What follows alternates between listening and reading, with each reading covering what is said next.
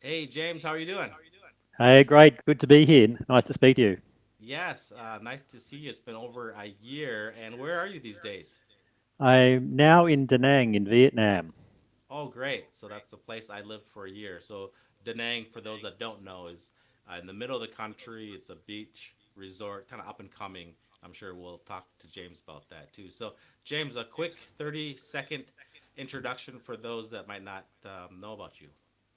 Yeah, my name is James Clark, and I'm the editor of Future Southeast Asia. I write about transport in and urban development in Southeast Asia. So I cover things like new airports and new railways and urban planning, like new cities and stuff like that. So there's a lot of ground to cover in Southeast Asia and especially in Vietnam. So I spend a lot of time in this part of the world, sort of writing about what's happening. Yeah, and you have one of the most interesting titles, I believe. You've been a digital nomad traveling the world since 2003, correct?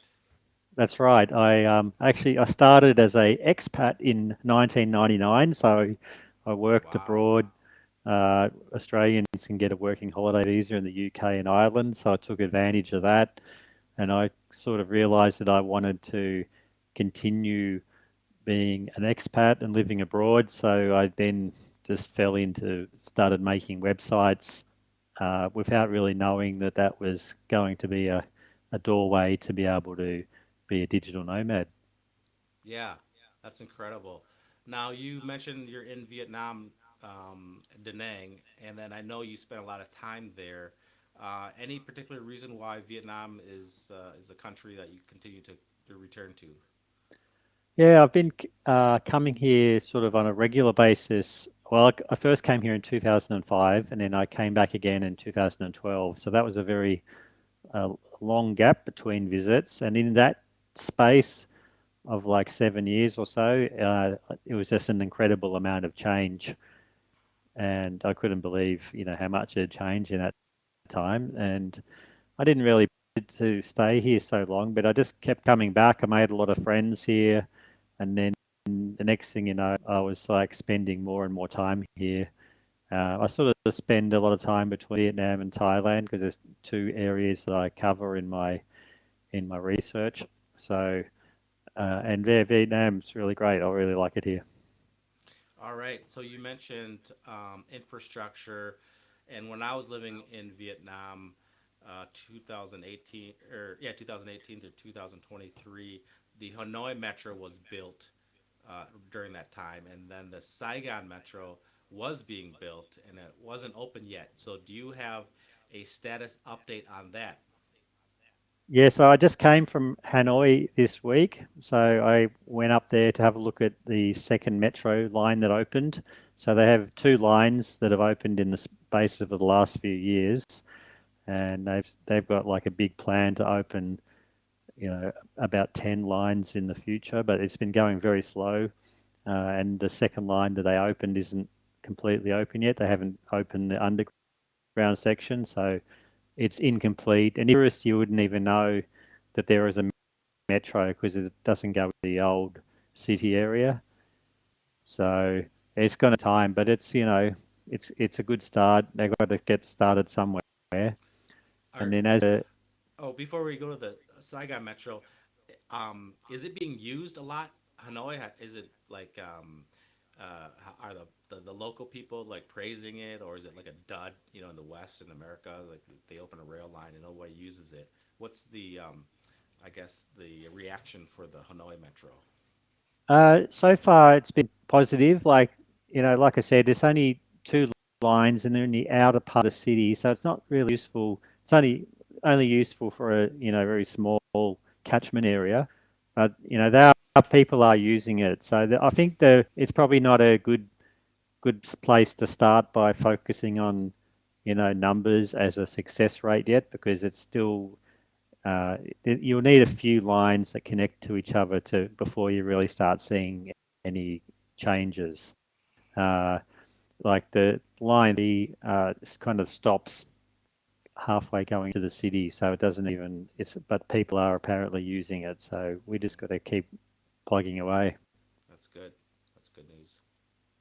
Okay, But and then as Saigon one, Yeah, the metro. yeah. Ho Chi Minh City Metro is also delayed. So Hanoi, Saigon have had really long delays. The Ho Chi Minh City Metro Line 1 began construction in 2012 and it was meant to open in like 2018 or it keeps changing. It's still Uh-huh. not open.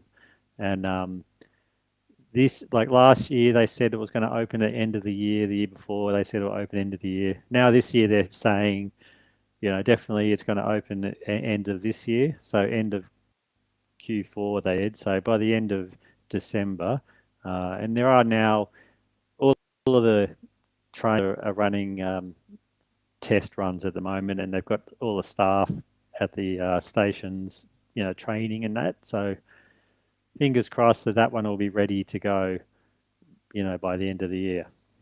And I'm guessing you'll probably be physically there for that. Yeah, that's the plan. I Okay, good. there have been a few openings in this part of the world where I've sort of tried to uh, plan my travels, and then the opening didn't happen. So it's always a bit of a risk to say, all right, I'm going to be here, but I'm in the area. So if it's if it doesn't open, then okay. But I should be there if it does open. Oh, okay, that sounds good. So that rounds out um, the metro lines in Hanoi and Ho Chi Minh City, and then I think there was rumors about a high-speed train between the two cities. Any update or what you've heard there? Oh yeah, it's all over the news at the moment. So there is I mean, there is has been a plan for like nearly 20 years to build a high-speed railway to replace the old meter gauge railway that was built in the French colonial era.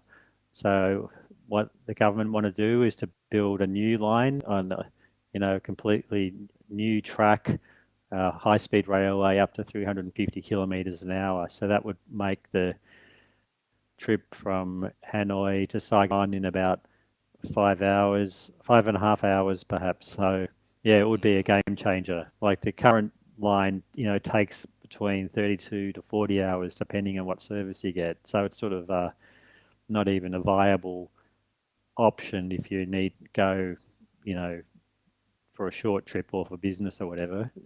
So yeah, this will be a great uh, improvement if this does. And they've been saying for years they want to build it, but now there's more of a sense of urgency that this has got to be done, and they've you know taken it to get permission to be built and feasibility studies. They're saying they want to start building it by 2027 and have it ready in 10 years' time after that. So yeah, it'll be amazing if they can do it. and then, do you know if they're considering an outside source to produce it or assemble it, like Japan or China? Yeah, so it's what's really interesting is they haven't. They're saying they want to build it themselves with outside help, obviously. But obviously Vietnam doesn't have the skills to build a railway. They don't have any history of building railways, so they're going to need outside help. But they're trying to clear that they don't want to be burdened with other countries' debt. So they're going to finance it all. But that's going to be the really interesting thing to see how they do that and how they go about making it clear that they want to transfer knowledge and technology to Vietnam without being contingent on another country's conditions. Mm, okay, so that's another interesting aspect there. All right, and then the other big project when I was living in Southeast Asia was the Chinese bullet train from China into Laos, and I think you did some reporting there. How's that going? I think it's maybe 1 or 2 years in. Yeah, so that one is uh, the China, the Laos China railway goes from Boten on the border of China down to Vientiane, and that will then go through to Thailand. And this is actually a semi-high speed railway, so it's not a proper high speed railway. It's 160 kilometers an hour, so 100 miles an hour. So that's like still great. I mean, it's an amazing speed for this country the size of Laos. So I've been on it twice now, and it's still an amazing sight to be able to travel so fast in the country. Like I've traveled previously on roads where it would take you all day, and now it's like 2 hours from Vientiane to Luang Prabang. But there is another China railway being built in Thailand, so that will connect from Bangkok to the Thailand-Laos border, and that is a high speed at 250 kilometers an hour. So it's a different system to what's in Laos, but it's going to be another, fast train in the region. And then what about when you mentioned Bangkok? Wasn't there rumors, or I read where someday they're hoping you can go from Bangkok all the way to Singapore via train?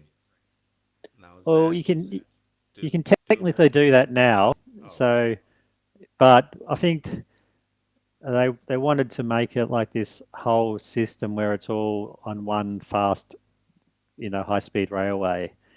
So at the moment, if you wanted to go from Bangkok to Singapore by train, you get the old meter gauge railway in Thailand, and you go down to the border, Padang Besar, then you change trains on the Malaysian railway system, and they've got a slightly faster train, but it's still a meter gauge. That goes all the way down to Johor Bahru, and then you do a little cross across the border.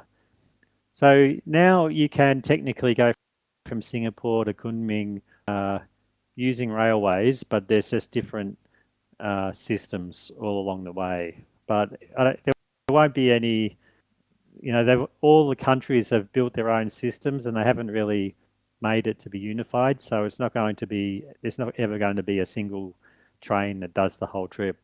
Hmm. Yeah, that's unfortunate though. And Yeah. then I remember maybe it's been 2 or 3 years now that you wrote about the Bang Su opening that's replaced the old historic Bangkok train station. Yeah. So there's this massive train station in Bangkok, which is now Krung Thep Apiwat Central Terminal, or Bang Su, which was named after the area that it's in. So it's in North Bangkok, and uh, it's got three levels, 26 or something platforms. They've built platforms for the future high-speed railway, so that action isn't open yet, but they've built for growth, knowing that all these trains are going to be there. Yeah, so it's just, it looks like something in China where it's just, these big central terminals and, the biggest station in Southeast Asia by a long way. So, is it up and running and like a good reviews? People are happy about it. It's being used a lot. Oh, it's up and running, and people have to use it whether they like it or not. I think a lot of people have a soft spot for the old station at Hua Lamphong because it's this beautiful, 100-year-old thing. Uh, Whereas the new one is a bit more clinical, and because it's so big and it isn't used yet, it maybe feels a bit empty sometimes. And also, it's a bit further out, even though it is connected by metro. So if you arrive, you can get the metro, and we go down to Sukhumvit Road on the MRT that's underneath the station. Okay. And then finally, I'm aware of your work in Indonesia with the, I guess, high speed train under the BRI project. So, what's the latest there? Yeah, so that's something I did check out this year. I went to Jakarta and got the Jakarta Bandung High Speed Railway, which they call Whoosh, and it's a true high speed railway, 350 kilometers an hour, Chinese technology and Chinese companies partnered building it. So yeah, it's if you've been on the trains in China, what it's like. It's fast and efficient. The only thing is it's like 143-kilometer track. So if you're just getting started and then it stops, it's like 40 something minutes. It's an incredible fast trip. So they're now planning to try and extend it to Surabaya, to the east of Java. So that would be like a high-speed railway that goes across the whole island. Um, so it would make more sense, if it was a fast train to go that distance, and also because like Java has 150 million people living on that island, which is an amazing statistic. Like you just don't think that you forget how big Indonesia is. So if there was anywhere that a high-speed rail would be useful, Java is a good candidate. Okay. Oh wow! So it's great to see the good relationship, or well, at least a byproduct of the BRI, the China Indonesia. I know there's always controversy with whenever China comes in and builds projects in terms of like taking on debt, the nation taking on debt, and then hiring Chinese workers, et cetera, et cetera. So it's kind of always something we see in the Western media here are all the time. So Yeah, there's a bit of both really. So you're going to have to look at in between the lines of the Western media and Chinese media and work out something in the middle. So there was the the project did blow out with cost. So it did end up costing 1 or 2 billion dollars more than they did, and they had to get extra loans for that. So yeah, there's always going to be controversy with money. okay, and then I also heard that Jakarta is in the process of moving its capital city inward or to another location due to like it's too low or something like that. Climate change could be affected. Is that So the what's the capital word? of Indonesia is moving. So Jakarta isn't moving. It's like still business as usual there. Uh, I think that's one thing where Western media have definitely taken liberties. Like they've been, well, you're right about there are enormous environmental challenges with Jakarta, like the pollution, and then the city is sinking because they use so much groundwater for fresh water.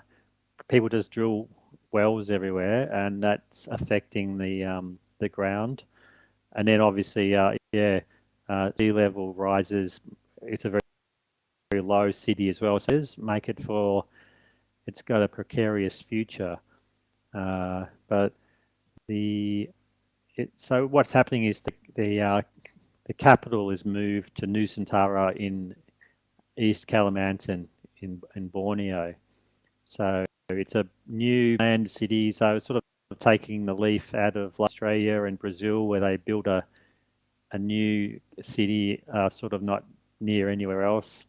But in this case, they've built Nusantara to be as close to the geographical center of Indonesia as possible. When you consider that Indonesia is kind of stretched from Sumatra to Papua, the uh, the geographical center is somewhere around Borneo, so that's why they've picked that location. So they're sort of trying to make it to decentralize things out of Jakarta, because one thing that Indonesia gets accused of is being too Java centric.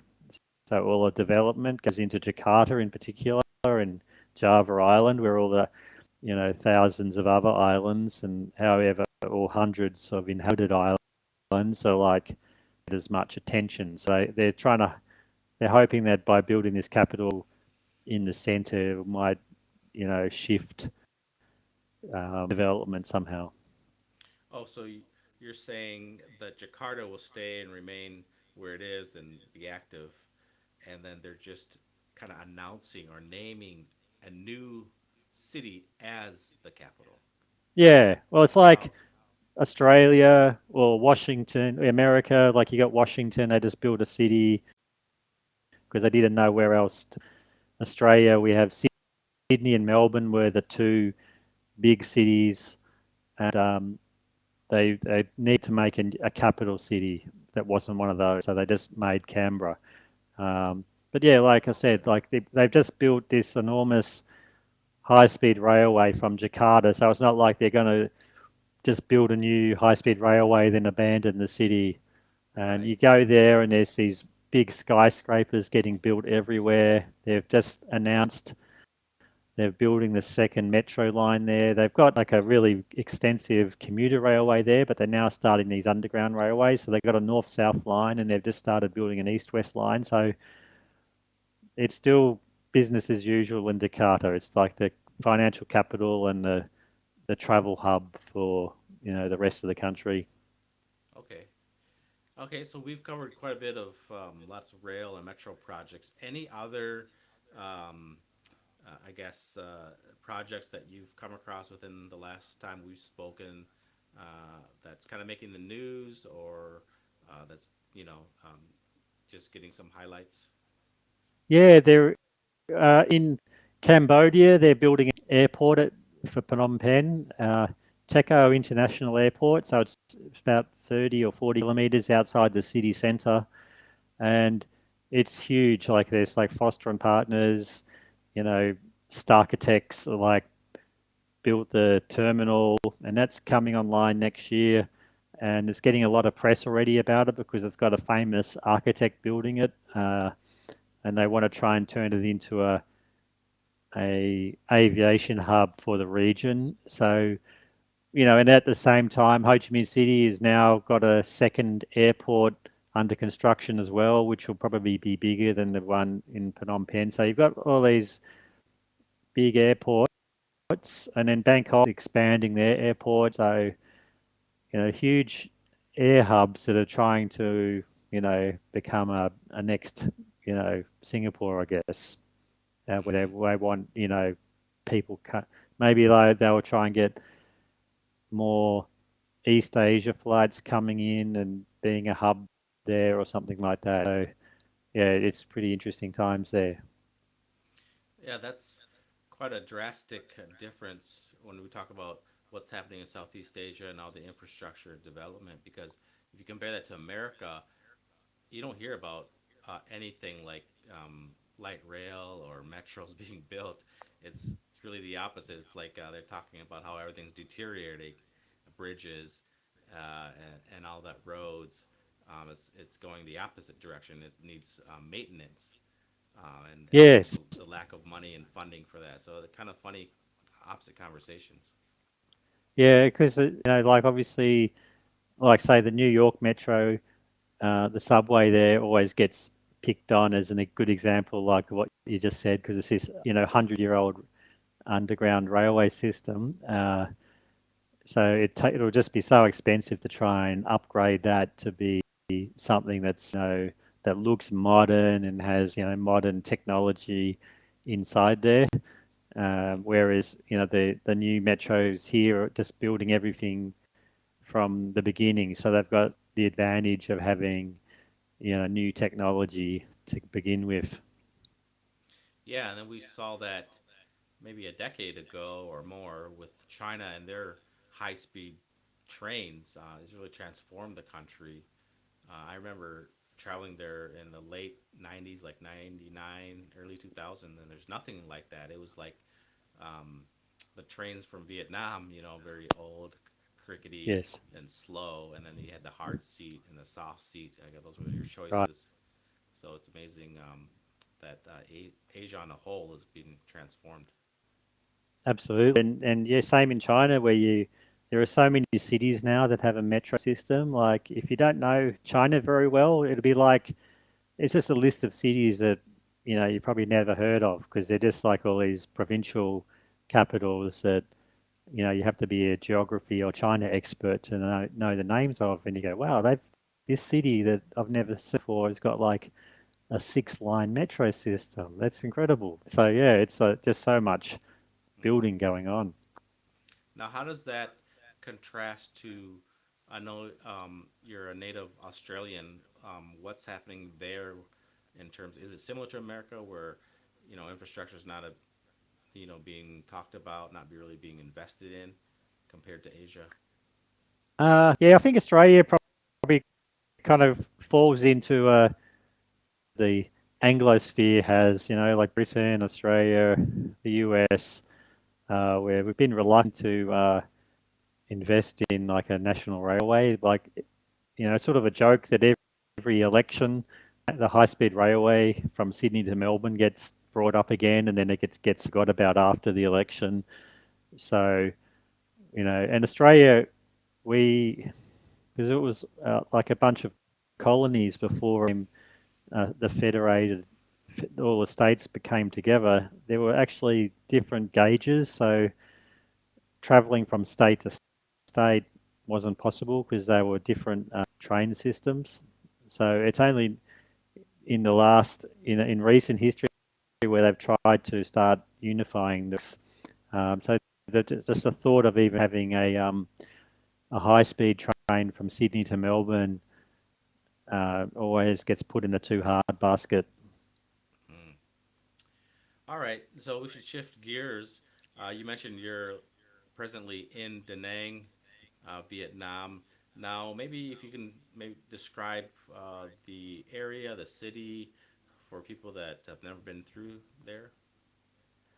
Yeah, so like you said, of midway in the country in central Vietnam, it's like the third or fourth biggest city, and is situated on a beach, and there's a port, and there's mountains in the background. So it's got a bit of everything. It's got like a really good port for shipping, and then on the beach side is just this unbelievable stretch of really nice white sandy beach that goes all the way down to the famous historic city of Hoi An. So a lot of people know about that place. So it's only about 40 kilometres down the road or so.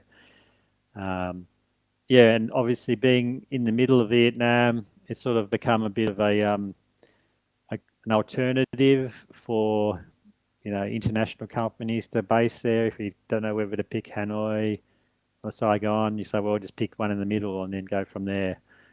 It's got an airport in the city centre. Like it takes you 10 minutes to go from the airport to the beach. It's like 5 minutes to the downtown area.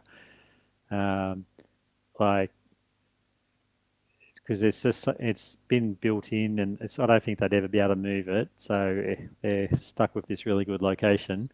Uh, yeah, so it's really convenient for many things. And then if you want to go travel around, there's so many really great places to see in the area.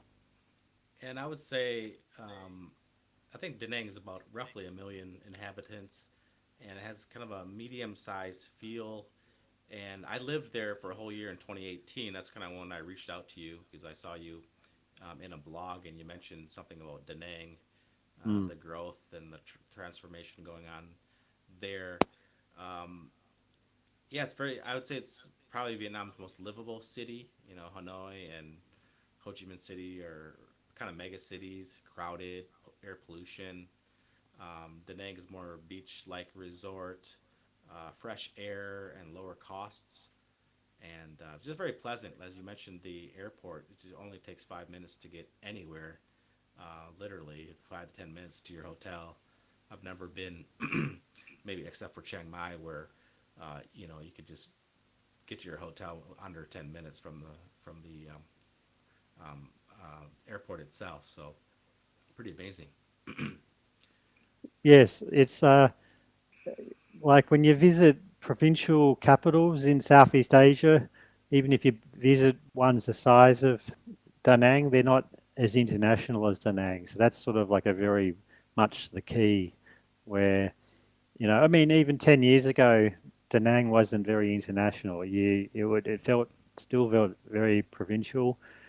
Um, but that's the key thing is like there are not many cities where like Chiang Mai is another good example of a provincial city that just punches above its weight, and it's more international than any other city a similar size.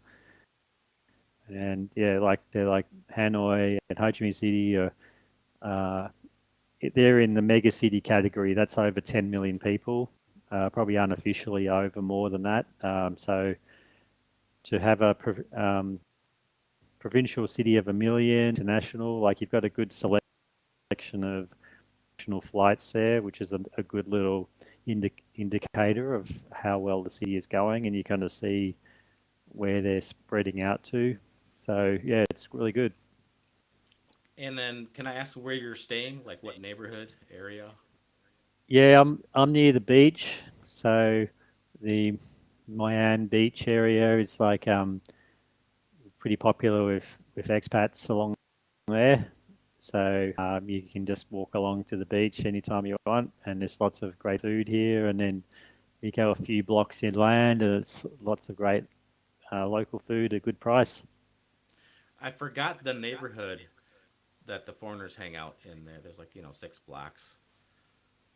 Uh, Yeah, that's in that area. There is it's just really growing, and it's I wrote about that recently where this neighborhood is just flourishing, and part of the reason is they've just made a gridded out street blocks and just let people build whatever they want there. Because usually a lot of these places in Southeast Asia, they'll make these really bad street designs, like in the US where they've got those suburbs with cul-de-sacs and you can't walk mhm. anywhere, and they've got all the same uh, cookie cutter houses everywhere, and you can't. There's no way that they can do anything there. Where here it's just like it's all blocks that you can walk around very easily, and if a business fails, it's just one business, but then there's plenty of other businesses there doing very well, and it's just a city that's growing organically. And that's my one of my last vivid memories of Vietnam before I left in February of 2023. I did a whole north to south trip via train, and I stopped in Da Nang to see a good friend, and then to see the people that I had hung out with in 2018. So I stayed in that neighborhood that you mentioned, and I like you said, it's growing. It's got some Western eateries, some taco places, and a lot of young digital nomads coming through. A lot of South Koreans, of course, I recall. And I really was very impressed with that neighborhood. Everything was within walking distance for the most part, and like you said, you can just go to the beach from there too. So very, very impressive. Yeah, it's been great. I've been coming to this area for years and then watching it. I remember when I first came, it was the beach area was still a work in progress, and there was a lot of empty blocks. I did a article about this neighborhood. I looked at the old um, Google Maps on Google Earth, and you can get satellite photos from like 20 years ago. So I did a little time lapse showing this area from 20 years ago when it was just all sand dunes, and then over time, all of the streets fill in and they start building there, and you can see the development in the space of 20 years. Mm. All right. So before we close out, I know you already have a unique type of experience and all that. I was going to ask you, what is one or two things that makes you maybe unique or different, or you've experienced something that most other people haven't, mm, or they don't know anything about something like your hobbies or your interests. I guess my like I was talking about, how I ended up being an expat in '99. So that's probably been the formative part of my life is living abroad and seeing the world from a outsider's perspective, and that's sort of how I've ended up, with this business of writing about urban development. I've just sort of, I think, I don't know, as I've travelled, I've honed what I like doing, and this is sort of what I'm doing. Okay, good. Yeah, I think you live one of the most intriguing lifestyles, and you've found a way to you figured it out how to do it, to be in long-term expat and live in some of the most exciting and um, interesting places in the world. So that's pretty amazing. Yeah, it's been good. I've been lucked out to have, find. I mean, it took a while. Like, there was many years where I didn't know what I wanted to do, so I was just working, jobs just to get by. But I found, I just started making websites and started writing, and then I think a pattern emerged of what I liked writing about. So I found a niche, so to speak, of this transport, and stuck with that. I think your next move, James, is got to you got to write a book, and then maybe they're going to make it into a movie. Haha. Right. No, not I quite, but yeah, I still get writer's block. I gotta I've got other stuff to do. But anyway, yeah, it's funny. uh, all right. So before we take off, how do people learn more about you, your travels, and your writings? So my transport urban development site is futuresoutheastasia.com, and I have a travel blog, Nomadic Notes. So find me on any of those two sites, and you can find the newsletter or social media links on those ones. All right. So that's James Clark. Really appreciate it, James. Thank you very Great. much. Thank you for having me.